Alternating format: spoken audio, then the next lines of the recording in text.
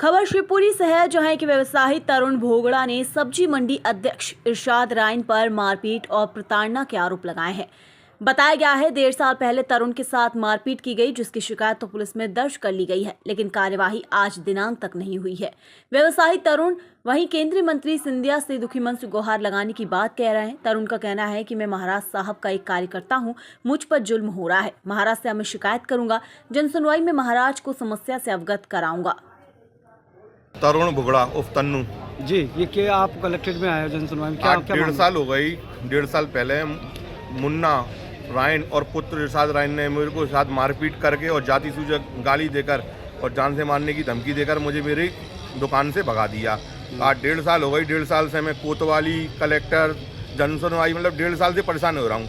मतलब कलेक्टर साहब को जनसुनवाई में कम से कम मैंने 5 से 10 आवेदन दे दिए होंगे, पर आज दिनांत तक कोई कार्रवाई नहीं हुई है। बस एक आश्वासन मिल जाता है, कलेक्टर साहब एसडीएम साहब को दे देते हैं और एसडीएम साहब बस आपका करवा रहे हैं, ऐसे सुन के आज 1.5 साल हो गया है। मेरे साथ कोई सुनवाई नहीं हुई है सर। उसमें मुकदमा कायम हुआ क्या? और उस पर किसी प्रकार की कोई कार्रवाई नहीं की गई, जबकि जो इरशाद राइन है उस पर धारा 318 और 2-3 धाराएं और लगी हुई हैं 420 की, और तो भी खुलेआम घूम रहा है और हम लोगों को धमका रहा है साहब। क्या धमकी देता है? यही धमकी देता है कि आप केस में साहब वापस ले लो, राजीनामा कर लो, नहीं तो हम आप कार्रवाई करेंगे। जान से मारने की धमकी देता रहता है दिन, और मेरी दुकान पे साहब कब्जा जमा के बैठा हुआ है। कुछ स्थानीय जनप्रतिनिधियों से मिले हो आप जहाँ पे?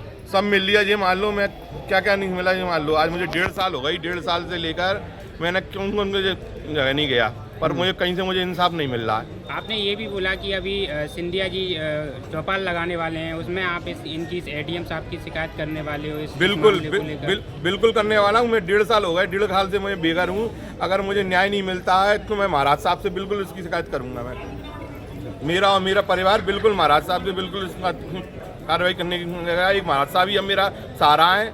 अगर जो मेरी खबर को महाराज साहब सुन रहे हैं तो महाराज साहब से मैं हाथ जोड़ कर करता हूँ कि महाराज साहब आज 1.5 साल हो गए हैं मेरे साथ, और मैं आप कहते थे मेरा एक कार्यकर्ता है, यूँ एक तो आप कहते थे मेरा एक सिपाही है, तो मैं एक सिपाही भी रहा हूँ मैं, तो पर मेरे साथ न्याय कीजिए महाराज साहब। पहले से बीजेपी के से जुड़े हुए हैं? हाँ, क्या पद है आप? मैं कार्यकर्ता हूँ। कार्यकर्ता है? हाँ। अच्छा। और महाराज साहब ने कहा था कि मेरा एक कार्यकर्ता नहीं है, मेरा एक सिपाही है। तो मैं एक सिपाही हूँ, तो मेरे एक सिपाही के साथ ऐसा अन्याय हो रहा है महाराज साहब। आज 1.5 साल हो गई मुझे, 1.5 साल हो गई एसडीएम और कलेक्टर साहब के चक्कर लगाते हुए। मेरे साथ न्याय करिए महाराज साहब, मेरे साथ न्याय करिए, मुझे न्याय दिलवा दीजिए महाराज साहब, मैं यही चाहता हूँ।